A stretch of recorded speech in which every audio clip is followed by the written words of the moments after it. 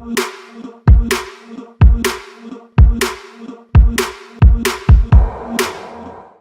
Guys, இன்னைக்கு தனுஷ் வந்து ஒரு செட் ஆஃப் கொஸ்டின்ஸோட வந்திருக்காரு. ஸோ அது என்னன்றத நம்ம கேட்டு தெரிஞ்சுக்கலாம். சார், இப்ப என்கிட்ட வந்து ஒரு வீடு இருக்குன்னு வச்சுக்கோங்களேன். அதை நான் வந்து ரெண்டலுக்கு விட்டுருக்கேன். அவங்களுக்கு ரெண்டல் பீரியட் முடிஞ்சிருச்சு. ரெண்டல் பீரியட் முடிஞ்சதுக்கு அப்புறமும் அவங்க காலி பண்ண மாட்டாங்க. நான் வந்து அவங்க கிட்ட சொல்லி பார்த்துட்டேன் காலி பண்ணுன்ட்டு. அவங்க காலி பண்ற மாதிரி தெரியல. சோ இதுக்கு நான் என்ன ஆக்ஷன்ஸ் எடுக்கலாம்? ஸோ இதுக்கு வந்து நம்ம வந்து சூட் ஃபார் பொசஷன் அப்படின்னு ஒரு கேஸ் ஃபைல் பண்ணலாம். இந்த சூட் ஃபார் பொசஷன் வந்து ஸ்பெசிபிக் ரிலீஃப் ஆக்ட் 1963 கீழே செக்ஷன் 6 கீழே நம்ம வந்து ஃபைல் பண்ணுவோம். ஸோ இந்த சூட் எதுக்கு ஃபைல் பண்றோம்னா, நம்ம அந்த வாடகைக்கு இருக்கிறவங்கள அந்த வீட்டை விட்டு வெளியேற்றிட்டு அந்த ப்ராப்பர்ட்டியோட பொசஷன் வந்து நமக்கு கிடைக்கிறதுக்காக ஃபைல் பண்றோம். ஸோ இந்த சூட்டை ஃபைல் பண்றதுக்கு முன்னாடி நம்ம வந்து ஒரு எவிக்ஷன் நோட்டீஸ் வந்து அனுப்புவோம். அதுல நோட்டீஸ் ஒன்று அனுப்புவீங்க? ஆமா ஆமா. இந்த கேஸை ஃபைல் பண்றதுக்கு முன்னாடி நம்ம வந்து எவிக்ஷன் நோட்டீஸ் அனுப்புவோம். இந்த மாதிரி எவிக்ஷன் நோட்டீஸ்ல வந்து இந்த மாதிரி நீங்க டெனன்சி பீரியட் முடிஞ்சிருச்சு, ஸோ இதை தாண்டி நீங்க இந்த வீட்டுல இருக்கீங்க, ஸோ நீங்க இந்த வீட்டை காலி பண்ணிட்டு எங்களுக்கு வேக்கண்டான வீடை வந்து கொடுங்க, அந்த மாதிரி நம்ம போட்டு நீங்க அந்த நோட்டீஸ்ல மென்ஷன் பண்ணிருப்பீங்க. சோ இந்த நோட்டீஸ் பீரியட் முடிஞ்சதுக்கு அப்புறமா ஒரு நோட்டீஸ்லயும் ஒரு பீரியட் கொடுத்துருப்போம். சோ அந்த நோட்டீஸ் பீரியட் முடிஞ்சதுக்கு அப்புறமா அப்பயும் அவங்க வீடை காலி பண்ணலைன்னா நம்ம வந்து கோர்ட்டுக்கு போயிட்டு இந்த ஸ்பெசிபிக் ரிலீஃப் ஆக்ட் கீழே நம்ம கேஸ் ஃபைல் பண்ணி அவங்கள வந்து காலி பண்ண சொல்லலாம். Okay okay. சோ இதுதான் இதுக்கான ப்ரொசீஜர். ஆமா. சோ இப்ப இதே மாதிரியே என்கிட்ட வந்து ஒரு லேண்ட் இருக்கு. அந்த லேண்ட ஒருத்தவங்க ஆக்கிரமிப்பு பண்ணிட்டாங்கன்னு வச்சுக்கீங்களேன், அவங்கள நான் என்ன மாதிரி ஆக்ஷன் எடுக்கலாம்? ஓகே, இது வந்து நம்ம அட்வர்ஸ் பொசஷன் அப்படின்னு சொல்லலாம். ஸோ அட்வர்ஸ் பொசஷன் அப்படின்னா, உங்க நிலத்துல உங்களுக்கு தெரிஞ்ச ஒருத்தர் வந்து கிட்டத்தட்ட ஒரு 12 வருஷத்துக்கு கண்டினியூஸ் பீரியடுக்கு வாடகை தராமலோ அந்த லேண்ட்ல வந்து அவர் தான் ஓனர் அப்படின்னு சொல்லிட்டு இருக்காரு. ஸோ இந்த 12 வருஷத்துக்கு நீங்க எதுவுமே அவரை கேட்கலைன்னா, இல்லைன்னா அவர் உங்ககிட்ட வாடகை கொடுக்கலைன்னா, அவரு அந்த நிலத்துல வந்து உரிமை கேட்கறதுக்கு அவருக்கு உரிமை இருக்கு. ஓ, இப்ப நான் 12 இயர்ஸ் அதை நான் கண்டுக்காம விட்டுட்டேன். நான் கேட்டு பார்த்தா அவங்க கிட்ட கண்டுக்காம விட்டுட்டேன். அதுக்கு ஆக்ஷன் எதுவும் எடுக்கல. அவங்களும் அதை வந்து போட்டி போடுவாங்க, நான் இந்த நிலத்துக்கு ஓனர் தான். அப்ப நாங்க 2 பேரும் கேஸ் போயிட்டு அதுக்கப்புறம் வர கான்ஃபிளிக்ட் அப்பயும். ஸோ இந்த மாதிரி கேசஸ்க்கும் வந்து நம்ம வந்து சூட் ஃபார் பொசஷன் வந்து போடலாம்.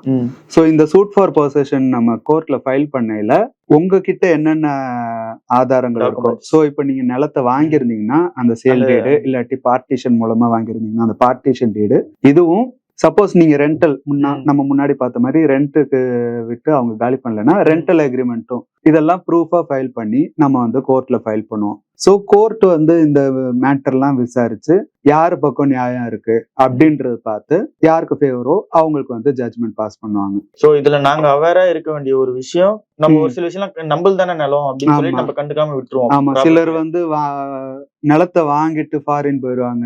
இந்த மாதிரி ஆளுங்களுக்கான கேசஸ். ஆமா.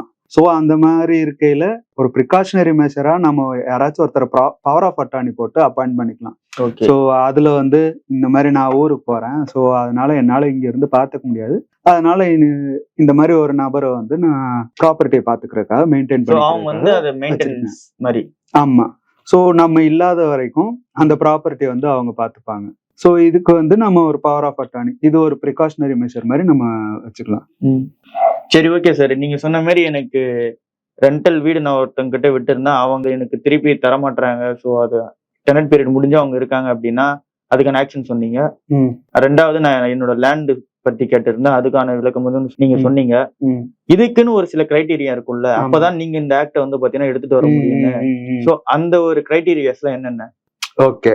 ஸோ அப்படி பார்க்கையில சுப்ரீம் கோர்ட்ல வந்து மரியா மார்கரிடா செக்கேரியா பெர்னாண்டஸ் வெர்சஸ் எராஸ்மோ ஜாக் டே செக்கேரியல் அப்படின்னு ஒரு கேஸ்ல வந்து ஜட்ஜ்மெண்ட் பாஸ் பண்ணியிருக்காங்க. ஸோ அந்த கேஸ்ல வந்து இந்த கேஸ்க்கான கிரைட்டீரியாஸ் என்னென்ன அப்படின்றத வந்து சொல்லியிருக்காங்க. ஸோ இப்போ நீங்க சொன்ன கேஸும் இப்ப நான் எடுத்துட்டு வந்திருக்க பிரச்சனையும் இது எல்லாமே ஒரே கிரைட்டீரியாக்குள்ள வர மாதிரி இருந்தா நம்ம இந்த ஆக்ஷனே எடுத்துட்டோம். ஆமா. அந்த கேஸ் சொல்லுங்க. ஸோ அந்த கேஸ்ல என்ன சொல்லியிருக்காங்கன்னா, சோ நீங்களா ஒருத்தர் வந்து அந்த ப்ராப்பர்ட்டில இருக்கிறதுக்கு அலோவ் பண்ணிருந்தீங்கன்னா அந்த நபர் வந்து ஓனர்ஷிப் கிளைம் பண்ண முடியாது. ஃபார் எக்ஸாம்பிள் உங்ககிட்ட ஒருத்தர் வாடகைக்கு வந்திருக்காரு. சோ அவர் வாடகைதாரரா நீங்க தான் அவரை இருக்கிறதுக்கு அலோவ் பண்ணிருக்கீங்க. அவரு வந்து கேட்கலைன்னா நீங்க அலோவ் பண்ணிருக்க மாட்டீங்க. சோ அப்படி பார்க்கையில no one acquires the title to the property if he or she was allowed to stay in the property graciously அப்படின்னு சொல்லியிருக்காங்க. சோ graciously அப்படின்னா நீங்களா பார்த்து அலோவ் பண்ணா அந்த ப்ராப்பர்ட்டில வந்து ஓனர்ஷிப் கிளைம் பண்ண முடியாது. சோ அடுத்த கிரைட்டீரியா என்ன சொல்லியிருக்காங்க அப்படின்னு பார்த்தா, இந்த மாதிரி கேர்டேக்கர், செர்வன்ட், வாட்ச்மேன் இவங்கெல்லாம் அந்த ப்ராப்பர்ட்டில வந்து ஓனர்ஷிப் கேட்க முடியாது அப்படின்னு சொல்லியிருக்காங்க. ஸோ நம்ம வீடுன்னு இருக்கையில ஒரு அபார்ட்மெண்ட் அந்த மாதிரி ஏதாச்சும் இருக்கையில அந்த அபார்ட்மெண்ட்டுக்கு ஆப்வியஸா சர்வன்ட் யாராச்சும் இருப்பாங்க, வாட்ச்மேன், அவங்க வந்து ஓனர்ஷிப் வந்து கேட்க முடியாது. ஸோ அதே மாதிரி ஏஜென்ட், அதாவது பவர் ஆஃப் அட்டார்னிட்டியில நம்ம ஒருத்தருக்கு வந்து பவர் ஏஜென்ட்டா ஒருத்தர் அப்பாயிண்ட் பண்ணுவோம். ஸோ அவரும் வந்து இந்த ப்ராப்பர்ட்டில வந்து ஓனர்ஷிப் கேட்க முடியாது. ஏன்னா அந்த ப்ராப்பர்ட்டியை மெயின்டைன் பண்ணிக்கிறதுக்கு தான் நம்ம அந்த ஏஜென்ட் வச்சிருக்கோமே தவிர அவரால் அந்த ப்ராப்பர்ட்டில ஓனர்ஷிப் கேட்க முடியாது. ஸோ அதுக்கேற்ற மாதிரி நம்ம பவர் ஆஃப் அட்டார்னி டாக்குமெண்ட்டும் போட்டிருக்கோம். ஸோ இந்த கிரைட்டீரியாலாம் இருந்தா நம்ம இந்த கேஸை வந்து ஃபைல் பண்ணலாம். ஸோ இந்த கேஸ் மூலமா உங்க ரைட்டை வந்து நீங்க பாதுகாத்துக்க விரும்புறீங்கன்னா உங்ககிட்ட லீகலி வேலிடான ஒரு டாக்குமெண்ட் இருக்கணும். ஃபார் எக்ஸாம்பிள் ரெண்டல் அக்ரிமெண்ட்டோ இல்லாட்டி சேல் டீடோ, பார்ட்டிஷன் டீடோ, இது மாதிரி உங்க டைட்டில கன்ஃபார்ம் பண்ற மாதிரி உங்ககிட்ட வந்து டாக்குமெண்ட்ஸ் இருக்கணும். அண்ட் இந்த கேஸ்க்கான ஜட்மெண்ட்டை வந்து நம்ம டிஸ்கிரிப்ஷன்ல கொடுத்துருக்கோம். ஸோ உங்களுக்கு வேணும்னா அந்த கேஸ் வந்து நீங்க படிச்சு பார்க்கலாம். ஸோ இது போக நம்ம மெட்ராஸ் ஹைகோர்ட்டும் ஒரு கேஸ்ல வந்து சில கிரைட்டீரியா சொல்லியிருக்காங்க. ஸோ அது என்ன கேஸ்னா, சாரதா அம்மாள் இ மணி வர்சஸ் ஜே ஸ்ரீதர். இந்த கேஸ்ல வந்து நம்ம மദ്രാஸ் ஹைகோர்ட் வந்து 3 கிரைட்டீரியா சொல்லியிருக்காங்க. ஸோ அது என்னன்னா, adequate in continuity, adequate in publicity and adverse to a competitor. So இதுல ஃபர்ஸ்ட் அடிக்குவேட் இன் கண்டினியூட்டி, அதாவது என்னன்னா நம்ம இந்த 12 வருஷம் சொல்றோம்ல, அந்த 12 வருஷம் வந்து கண்டினியூஸ் பீரியடுக்கா இருக்கணும். சோ இந்த மாதிரி அவர் வந்து ஒரு 3 வருஷம் இருக்காரு, 3 வருஷம் கழிச்சு ஊருக்கு போயிடுறாரு, திருப்பி அடுத்து வர்றாரு, திருப்பி கொஞ்ச நாள் இருக்காரு, திருப்பி போயிடுறாருன்னா அது வந்து அட்வர்ஸ் பொசிஷன் கீழே வராது. ஒரு 12 வருஷம்னா 12 வருஷம் தொடர்ச்சியா இருக்கணும்.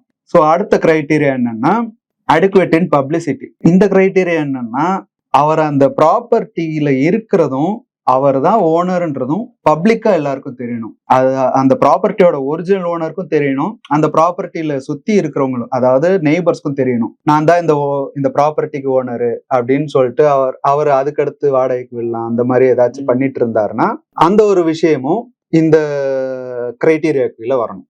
ஸோ அடுத்த 3வது கிரைட்டீரியா என்னன்னா அட்வர்ஸ் டு காம்படிட்டர். ஸோ இதுல காம்படிட்டர்ன்றது யாருன்னா இந்த அட்வர்ஸ் பொசஷன் கிளைம் பண்றவரும் இந்த ப்ராப்பர்ட்டியோட ஒரிஜினல் ஓனரும். ஸோ இவர் கிளைம் பண்றவரு அந்த ப்ராப்பர்ட்டியோட ஓனர்ஷிப் யாருக்கு காம்படிட்டரா இருக்கும்னா ஆக்சுவல் ஓனருக்கு காம்படிட்டரா இருக்கணும். ஸோ இந்த 3 கிரைட்டீரியா வந்து பூர்த்தி ஆச்சுன்னா நம்ம இந்த கேஸ் வந்து தாராளமா ஃபைல் பண்ணலாம். ஸோ இப்போ நீங்க மென்ஷன் பண்ண மாதிரி இருக்க கிரைட்டீரியாஸ்குள்ளார என்னோட ப்ராப்பர்ட்டிஸ் உள்ள வந்துச்சு அப்படின்னா என்னோட இஷ்யூ வந்து பார்த்தீங்கன்னா ஈஸியா சால்வ் பண்ணிடலாம். ஆமா. ஸோ இதே மாதிரி எனக்கு ப்ராப்பர்ட்டி ரிலேட்டடா நிறைய இஷ்யூஸ் இருக்கு. ஸோ இப்போ நீங்க மென்ஷன் பண்ணதே ஒரு ஜட்மெண்ட் வச்சு நீங்க மென்ஷன் பண்ணி நிறைய கிரைட்டீரியாஸ் சொன்னீங்க. ஸோ இதுக்குள்ளார எந்த இருக்கு அப்படின்ற பட்சத்துல நீங்க சொன்னதை வச்சு நாங்க லீகல் டீம் கிட்ட நாங்க கன்சிடர் பண்ணி நாங்க போய்க்கிறோம். இதை தவிர்த்து எங்க கிட்ட இது இல்லாமலேயும் இருக்கலாம், ஒரு சில விஷயம் இந்த கிரைட்டீரியாக்குள்ள வராமலே இருக்கலாம். சோ அப்படி இருக்கவங்களுக்கு உங்களால கன்சல்டன்சி கொடுக்க முடியுமா? கண்டிப்பா. அப்படி சில கிரைட்டீரியா இது வரலைனாலும் நம்ம இந்த கேஸ் எப்படி ப்ரொசீட் பண்றது அப்படின்றத நம்ம உங்க டாக்குமெண்ட்ஸ் எல்லாம் பார்த்து எப்படி ப்ரொசீட் பண்றது அப்படின்றத நம்ம பார்க்கலாம். சோ இதுக்கான ஃபுல் டீடைல்ஸ் உங்ககிட்ட இருந்தா நீங்க இதுக்கான ப்ரொசீஜர் நீங்க கொடுக்கலாம். நீங்க இதுக்கான சொல்யூஷன் நீங்க கண்டிப்பா கொடுப்பீங்க. கண்டிப்பா. அப்படி உங்களுக்கு இந்த மாதிரி இஷ்யூஸ் இருந்துச்சுன்னா டிஸ்கிரிப்ஷன்ல இருக்கிற மெயில் ஐடி மூலமா எங்க லீகல் டீமை கான்டாக்ட் பண்ணுங்க. அந்த மெயில்ல உங்களோட queries along with your phone number போட்டு அனுப்புங்க. எங்க லீகல் டீம் உங்களுக்கு தேவையான லீகல் அசிஸ்டன்ஸ் கொடுப்பாங்க. ஸோ சார் சொன்னது என்னோட பேசிக்கான ப்ராப்ளமுக்கு தான் அவர் சால்வ்னு சொல்லியிருக்காரு. இது ஒவ்வொருத்தரோட சுச்சுவேஷன் பொறுத்து மாறும். உங்களோட சுச்சுவேஷன் என்னவோ நீங்க அவங்க சொன்ன மாதிரி அவங்க டீமை கான்டாக்ட் பண்ணி உங்களோட இஷ்யூவை சால்வ் பண்ணிக்கோங்க.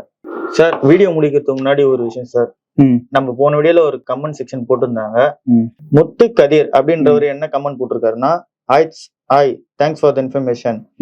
If I'm looking to lease a house from a owner only to list in a Airbnb and manage the property with the owner's permission, what is the legal process for that? So அவங்களோட query. Okay. So இப்போ அவர் என்ன கேட்டிருக்காருன்னா, இப்ப நான் ஏர்பிஎன்பில போடுறதுக்காகவே ஒரு ப்ராப்பர்ட்டியை ரெண்டலுக்கு எடுக்கிறேன்னா ஓனரோட பெர்மிஷனோட அது எப்படி வந்து போடுறது அப்படின்னு கேட்டிருக்காரு. ஓகே. ஸோ பேசிக்கா ஒரு விஷயம் என்னன்னா, நம்ம ரெண்டல் எடுக்கையில ரெண்டல் அக்ரிமெண்ட்டோ இல்ல லீஸ் எடுக்கிறோமோ லீஸ் அக்ரிமெண்ட்டோ போடுவோம். ஸோ அதுல வந்து நம்ம ஒரு கிளாஸ் ஆட் பண்ணிக்கலாம். ஸோ என்ன கிளாஸ்னா சப்லெட்டிங் கிளாஸ். ஸோ இதுல ஜென்ரலா என்ன பண்ணுவாங்கன்னா, சப்லெட் பண்ணக்கூடாது அப்படின்னு வந்து கிளாஸ் போடுவாங்க. ஸோ இந்த மாதிரி இவர் கேட்குற மாதிரி பண்ணையில சப்லெட் பண்ணலாம். இப்போ நான் பர்பஸ் ஆஃப் லீஸ் அது போடுறேன்னா அதுல வந்து நம்ம ரெசிடென்ஷியலோ இல்ல கமர்ஷியலோ என்னன்றது போடுவோம். ஸோ இப்போ இவர் கேட்குற மாதிரி போடுறாருந்தா the purpose is for subletting the property. அதாவது நான் இந்த மாதிரி ஏர்பிஎன்பில போட்டு ஒரு கமர்ஷியல் யூஸ்க்காக பண்ண போறேன் அப்படின்ற போட்டுட்டா அவர் வந்து ஏர்பிஎன்பிக்கு போஸ்ட் பண்ணலாம். ஸோ இதோட சேர்த்து ஓனர்கிட்ட இருந்து ஒரு நோ அப்ஜெக்ஷன் சர்டிபிகேட் வாங்கிட்டா, இந்த மாதிரி ஏர்பிஎன்பில லிஸ்ட் பண்றதுக்கு அவருக்கு எந்த ஆட்சேபனையும் இல்லை அப்படின்றதுக்கு ஒரு நோ அப்ஜெக்ஷன் சர்டிபிகேட் வாங்கிக்கிட்டா அது ஒரு ஆடட் அட்வான்டேஜா இருக்கும். ஸோ இதனால அவர் ரைட்டும் ப்ரொடெக்டடா இருக்கும், ஓனரோட ரைட்டும் ப்ரொடெக்டடா இருக்கும். ஸோ இந்த கேள்விக்கான பதில் முத்துக்கதிர் உங்களுக்கு புரியும் நினைக்கிறேன். உங்களுக்கு புரியலன்னா அவங்க லீகல் டீமை கான்டாக்ட் பண்ணுங்க. கண்டிப்பா அதுக்கான ஐடி அவங்க கொடுத்துருக்காங்க டிஸ்கிரிப்ஷன்ல. கண்டிப்பா அதில் கான்டாக்ட் பண்ணுங்க. அவங்க இன்னும் உங்ககிட்ட இருக்க டீடைல்ஸ் எல்லாம் கலெக்ட் பண்ணி இன்னும் இதுக்கான சால்வன்ஸ் இன்னும் கிளியரா கொடுக்க ட்ரை பண்ணுவாங்க. கண்டிப்பா உங்களுக்கும் குவரிஸ் எதனா இருந்தா நீங்க கமெண்ட் செக்ஷன்ல போடுங்க. அவங்க டீமையும் கான்டாக்ட் பண்ணுங்க. கண்டிப்பா. உங்களுக்கான குவரிஸ் தீர்க்கப்படும். அண்ட் அடுத்த ஒரு வீடியோஸ்ல இன்னும் நிறைய ப்ராப்பர்ட்டி ரிலேட்டட் கண்டென்ட் எல்லாம் போட போறோம். அண்ட் அதெல்லாம் பார்க்கறதுக்கு உங்கள் ப்ராப்பர்ட்டி யூடியூப் சேனலுக்கு சப்ஸ்கிரைப் பண்ணிக்கோங்க. தேங்க்யூ. நன்றி சார்.